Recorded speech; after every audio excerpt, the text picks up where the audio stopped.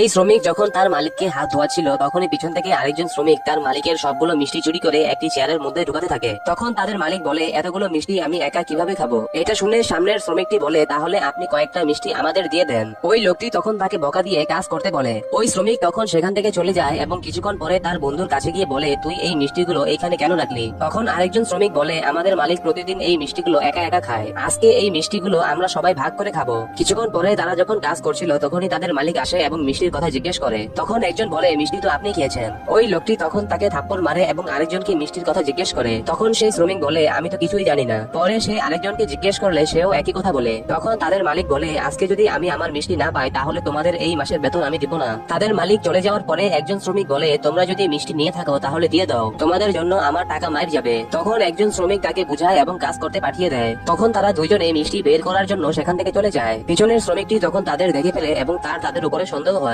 ওই দুইজন তখন ওই চেয়ারের কাছে যায় এবং চেয়ার উল্টা করে মিষ্টি বের করতে থাকে। তখনই আরেকজন শ্রমিক ওই জায়গার মালিককে নিয়ে সেখানে চলে আসে। ওই শ্রমিকটি পরে তাদের দুজনকে ধরে ফেললে তাদের মালিক বলে, ওদের ধরে লাভ নাই, এই মাসে ওদের বেতন আমি ওদের দিব না। তখন ওই দুইজন অনেক কান্না করতে থাকে এবং তার মালিকের পায়ে ধরে ফেলে।